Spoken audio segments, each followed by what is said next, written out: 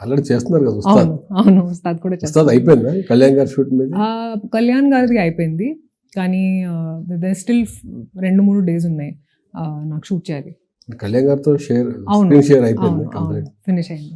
Good. Back to back చేయాలని కోరుకుంటున్నాం. అవును థ్యాంక్ యూ. వాట్స్ తెలుసు కదా, ఏం తెలుసుకుని కథ ఒప్పుకునే ముందు నీరజ ఏం చెప్పి మీకు ఒప్పించింది? సో ఫస్ట్ అందరికీ తెలుసు నీరజ స్టైలిస్ట్ అని అండ్ చాలా క్రియేటివ్ అమ్మాయి. కానీ తనలో ఈ యాంగిల్ కూడా ఉందని నాకు తెలియదు అప్పుడు. సో నాకు ఫోన్ చేసింది, నా దగ్గర ఒక స్క్రిప్ట్ ఉంది, నాకు ఒక పాయింట్ చెప్పింది, నాకు చాలా నచ్చింది అండ్ నాకు ఇది కూడా చెప్పింది దట్ సిద్ధు ఒప్పుకున్నాడు, చేస్తాడు ఈ సినిమా. సో సిద్ధు చేస్తున్నాడంటే ఆ స్క్రిప్ట్లో కొంచెం దమ్ ఉండాలి, అది తెలిసింది. సో నేను విన్న తర్వాత ఇప్పుడు మనం see so many triangular love stories కదా, చాలా ఉన్నాయి.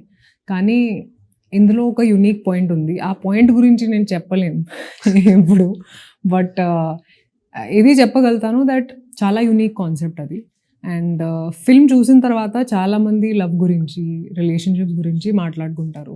మారుతి గారితో 2 సినిమాలు చేశారు మీరు. అవును. 10 రోజుల పండుగ పక్కా కమర్షియల్. అవును. కానీ ఇప్పుడు రాజాసాబ్ చేస్తున్నారు కదా, దాంట్లో మిమ్మల్ని హర్రర్ రోల్ చేయడానికి అని ఏమీ అడగలేదు మిమ్మల్ని? అంటే మాట్లాడారు బట్ వర్కౌట్ అవ్వలేదండి అది. But there is a great friendship that we share and hopefully ఫ్యూచర్లో చేస్తాం.